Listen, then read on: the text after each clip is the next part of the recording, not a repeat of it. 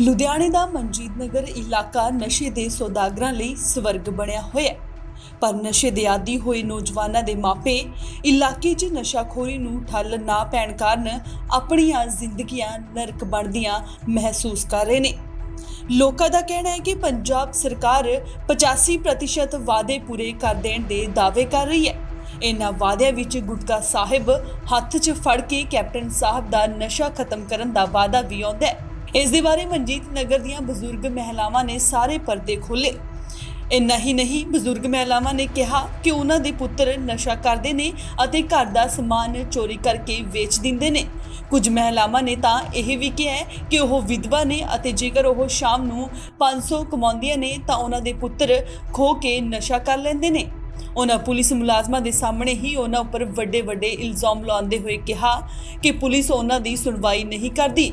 ਉਹਨਾਂ ਪ੍ਰਸ਼ਾਸਨ ਤੋਂ ਮੰਗ ਕੀਤੀ ਹੈ ਕਿ ਉਹਨਾਂ ਵੱਲ ਧਿਆਨ ਦਿੱਤਾ ਜਾਵੇ ਤਾਂ ਜੋ ਆਪਣੇ ਬੱਚਿਆਂ ਨੂੰ ਬਚਾ ਸਕਣ। ਬਜ਼ੁਰਗ ਮਹਿਲਾਵਾਂ ਨੇ ਇਲਾਕੇ ਵਿੱਚ ਨਸ਼ਾ ਵੇਚਣਾ ਬੰਦ ਕਰਵਾਉਣ ਨੂੰ ਲੈ ਕੇ ਮੋਰਚਾ ਖੋਲ੍ਹਦਿਆਂ ਪੁਲਿਸ ਦੇ ਖਿਲਾਫ ਵੀ ਰੱਜ ਕੇ ਭੜਾਸ ਕੱਢੀ। ਉਹਨਾਂ ਨੇ ਕਿਹਾ ਕਿ ਪੁਲਿਸ ਮੁਲਾਜ਼ਮ ਕਾਰਵਾਈ ਨਹੀਂ ਕਰਦੇ, ਇਸ ਕਾਰਨ ਉਹਨਾਂ ਦੇ ਇਲਾਕੇ ਵਿੱਚ ਨਸ਼ਾ ਵਿਕਦਾ ਹੈ। ਇੰਨਾ ਹੀ ਨਹੀਂ, ਕੁਝ ਵਿਧਵਾ ਔਰਤਾਂ ਨੇ ਸੁਸਾਈਡ ਦੀ ਗੱਲ ਵੀ ਕੀਤੀ ਹੈ ਅਤੇ ਉਹਨਾਂ ਦੇ ਬੱਚੇ ਉਹਨਾਂ ਤੋਂ ਪੈਸੇ ਖੋ ਕੇ ਅਤੇ ਘਰ ਦਾ ਸਮਾਨ ਵੇਚ ਕੇ ਨਸ਼ਾ ਕਰਦੇ ਨੇ, ਜਿਸ ਕਾਰਨ ਉਹ ਮਰਨਾ ਚਾਹੁੰਦੀਆਂ ਨੇ।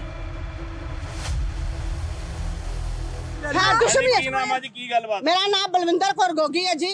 मैं मनजीत नगर तो बोल रही हूँ कि मनजीत नगर च बीबियां भैणां ने मावां दे बच्चे नशे पत्तर खा के मावां नूं इन्ना गल्लां ने दुखी कीता है ना। घर दियां नालों जो चीज़ां वेचण दस साडियां दी चीज़ां LCDियां तक नियाणियां ने तोड़ियां आ।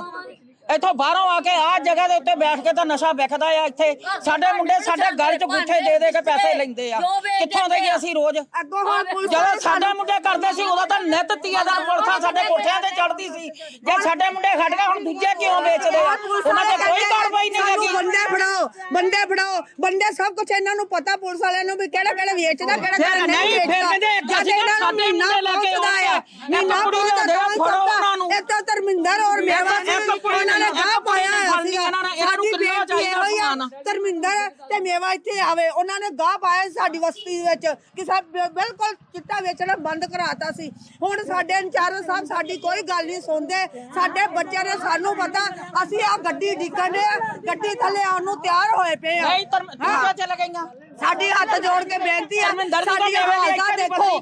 ਨਹੀਂ ਬੱਸ ਅੱਡੇ ਆ ਜਾਵੇ ਚਾਹੇ ਆਤਮ ਨਗਰ ਪਾਰਕ ਤੇ ਆ ਜਾਵੇ ਤਾਂ ਵੀ ਗੱਡੀ ਕਰਵਾਈ ਜਾਓ। ਸਾਡੀਆਂ ਹਾਲਤਾਂ ਦੇਖੋ। ਆਤਮ ਨਗਰ ਭੇਜ ਦਿਓ। ਅਸੀਂ ਥਾਣੇ 'ਚ ASI ਆਇਆ ਸੀ ਗੁਰਦੀਪ ਸਿੰਘ ਨਾ ਨਹੀਂ ਸੁਖਦੀਪ ਸਿੰਘ। ਉਹ ਕਹਿੰਦਾ ਮੈਂ 300 ਕਿਲੋਮੀਟਰ ਆਉਂਗਾ। ਕਹਿੰਦਾ ਤੁਸੀਂ ਫੜ ਕੇ ਬਣਾਓ। ਕਿਹੜਾ ਬੰਦਾ ਹੈ ਕਿ ਫੜ ਕੇ ਜਿਹੜਾ ਫੜਾਏਗਾ ਆਪਣੀ ਦੁਸ਼ਮਣੀ ਲਏਗਾ? ਤੁਸੀਂ ਕਹਿੰਦੇ ਨਹੀਂ ਸੈਲਰੀ ਲੈਂਦੇ ਤੁਹਾਨੂੰ ਉਹਦਾ ਇਨਫੋਰਮੇਸ਼ਨ ਹੈ। ਮੈਂ ਇਹਨਾਂ ਨੂੰ ਇਹ ਵੀ ਕਿਹਾ, ਮੈਂ ਕਿਹਾ ਸਿਵਲ 'ਚ ਆ ਕੇ ਇੱਕ ਵਾਰੀ ਡਿਊਟੀ ਲਾਓ। ਕੋਚ ਸਕੂਲ ਹੈ ਇਹ ਮੇਨ ਮੁੱਦਾ ਇੰਨਾ ਹੀ ਏਰੀਆ ਜਿੱਥੇ ਉਹ ਰੋਡ ਦੇ ਵਿੱਚ ਫਿਰ ਮੈਂ ਉਹਨੂੰ ਦੱਸਿਆ ਵੀ ਆ ਇਹ ਰੋਡ ਹੈ ਉਹ ਉੱਥੇ ਗੁਰਦੁਆਰਾ ਸਾਹਿਬ ਕੋਲ ਹੈ। ਉਹ ਕਹੇ ਉਹਨਾਂ ਨੂੰ ਦੱਸਿਆ ਵੀ ਆ ਪਰ ਫਿਰ ਵੀ ਕੋਈ ਹੱਲ ਨਹੀਂ ਹੋ ਰਿਹਾ, ਖਾਸ ਕਰਕੇ ਇਹ ਏਰੀਆ ਦਾ। ਪੁਲਿਸ ਨੂੰ ਸਭ ਕੁਝ ਪਤਾ ਹੈ। ਹੁਣ ਜਦੋਂ ਕੋਈ ਹੋਏ ਦੇਖੋ ਅਸੀਂ ਮੰਗ ਕਰਦੇ ਸਾਡੇ ਬੱਚੇ ਸੁਧਰ ਜਾਣ ਪੁਲਿਸ ਸਾਡੀ ਹੈਲਪ ਕਰੇ। ਸਾਡੇ ਮੇਰੇ ਇੱਕ ਮੁੰਡਾ ਮਰ ਗਿਆ ਨਸ਼ੇ ਕਰਕੇ। 3 ਮੁੰਡੇ ਸੀਗੇ, ਇੱਕ ਮੁੰਡਾ ਛੋਟਾ ਮੇਰਾ ਪਿੰਦਾ ਜੇ ਪਿੰਦਾ ਉਹਨੂੰ ਪਿੰਦੇ ਨੂੰ ਵੀ ਚੱਕੋ ਆਪੇ ਦੱਸੇਗਾ ਜਿਹਦੇ ਕੋਲ ਲਿਆਂਦਾ ਮੁੰਡੇ ਚੱਕੋ ਸਾਡੀ ਪਿੰਡ। ਹਾਂਜੀ ਜਵਾਨ ਮੁੰਡੇ ਆ 25 ਸਾਲਾਂ ਦੇ ਬੱਚੇ ਨੇ ਸਾਡੇ। ਜਿਹੜਾ ਮੁੰਡਾ ਅੰਦਾਜ਼ੇ ਦੀ ਉਮਰ ਕਿੰਨੀ ਸੀ? ਉਹਦੀ 22 ਸਾਲ ਦੀ ਸੀ। ਹੁਣ ਉਹਦਾ ਬੱਚਾ ਪਾਲਦੀ ਪਈਗਾ। ਹੁਣ ਉਹਦਾ ਬੱਚਾ ਪਾਲਦੀ ਪਈ ਆ। ਮੈਂ ਸਾਡੀ ਦੁਕਾਨ ਲਾਉਂਦੀ ਆ। ਮੈਂ ਰੇੜੀ ਲਾਨੀ ਆ। ਦੱਸੋ ਉਹ ਦੂਜੇ ਮੁੰਡਿਆਂ ਨੇ ਸਾਡੀ ਇਹ ਮੇਰੀ ਭਰਜਾਈ ਆ। ਇਹਦੇ 3 ਮੁੰਡੇ ਨਸ਼ਾ ਕਰਦੇ ਆ। ਬੰਦਾ ਇਹਦਾ ਨਸ਼ੇ ਪਿੱਛੇ ਬੱਚਾ ਨੂੰ ਹਟਾਉਣ ਪਿੱਛੇ ਇਹਦਾ ਬੰਦਾ ਮਰ ਗਿਆ ਵਾ। ਉੱਥੇ ਹੀ ਮੌਕੇ ਤੇ ਪੁੱਜੇ ਪੁਲਿਸ ਮੁਲਾਜ਼ਮ ਨੇ ਕਿਹਾ ਕਿ ਉਹ ਪਹਿਲੇ ਹੀ ਕਾਰਵਾਈ ਕਰਦੇ ਆ ਰਹੇ ਨੇ। ਜੇਕਰ ਕੋਈ ਤਸਕਰ ਫੜਿਆ ਜਾਂਦਾ ਹੈ ਤਾਂ ਉਸ ਦੇ ਖਿਲਾਫ ਕਾਰਵਾਈ ਕੀਤੀ ਜਾਂਦੀ ਹੈ। ਉਹਨਾਂ ਨੇ ਮਹਿਲਾਵਾਂ ਨੂੰ ਕਿਹਾ ਕਿ ਉਹ ਸਿਵਲ ਵਰਦੀ ਵਿੱਚ ਗਸ਼ਤ ਕਰਨਗੇ ਅਤੇ ਪੁਲਿਸ ਦੀ ਚੌਕਸੀ ਵਧਾਉਣਗੇ ਤਾਂ ਜੋ ਨਸ਼ਾ ਵੇਚਣ ਵਾਲਿਆਂ ਉੱਪਰ ਨੱਥ ਪਾਈ ਜਾ ਸਕੇ।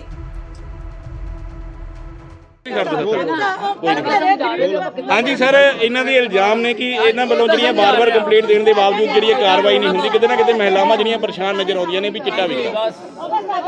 ਵਾਰ-ਵਾਰ ਕੋਈ ਪਹਿਲਾਂ ਕੰਪਲੇਂਟ ਇਹਦੇ ਨਾਲ ਦੀ ਆਏ ਤੇ ਨਹੀਂ, ਜੇਕਰ ਸਾਨੂੰ ਕੋਈ ਕੰਪਲੇਂਟ ਇਹਦੇ ਰਿਕਾਰਡਿੰਗ ਕੋਈ ਨਸ਼ੇ ਦੇ ਪ੍ਰਤੀ ਆਉਂਦੀ ਅਸੀਂ ਉਹਨੂੰ ਪੁੱਛਗਿੱਛ ਕਰਦੇ ਆ ਕਿ ਨਸ਼ਾ ਕਰਦਾ ਹੈ ਜਾਂ ਨਹੀਂ ਕਰਦਾ। ਜੇ ਕੋਈ ਨਸ਼ਾ ਕਰਨ ਦਾ ਰਿਕਾਰਡਿੰਗ ਕੋਈ ਬੰਦਾ ਸਾਹਮਣੇ ਆਉਂਦਾ ਅਸੀਂ ਉਹਦੇ ਵਿਰੁੱਧ ਕਾਰਵਾਈ ਕਰਦੇ ਹਾਂ ਜੀ। ਜਿਹੜੇ ਵੇਚਣ ਵਾਲੇ ਇਹਨਾਂ ਨੇ ਕਿਹਾ ਕਿ ਇਹਨਾਂ ਨੂੰ ਜਿਹੜਾ ਮਤਲਬ ਇਹਨਾਂ ਦੇ ਬੇਟੇ ਦੀ ਇੱਕ ਦੀ ਡੈਥ ਵੀ ਹੋ ਚੁੱਕੀ ਹੈ, ਇੱਕ ਮਹਿਲਾ ਨੇ ਦੱਸਿਆ, ਤੇ ਦੂਜੇ ਬੱਚੇ ਵੀ ਜਿਹੜੇ ਨਸ਼ਾ ਕਰਦੇ ਨੇ ਵਾਰ-ਵਾਰ ਪੁਲਿਸ ਕੋਲੇ ਜਾਂਦੇ ਪਰ ਮਦਦ ਨਹੀਂ ਮਿਲਦੀ।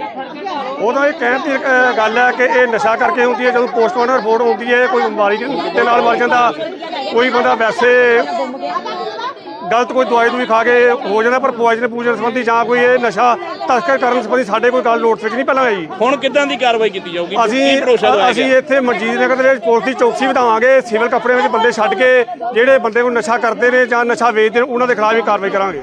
ਲੁਧਿਆਣਾ ਤੋਂ ਪ੍ਰਦੀਪ ਭੰਡਾਰੀ, ਇੰਡੋਜ਼ ਟੀਵੀ, ਆਸਟ੍ਰੇਲੀਆ।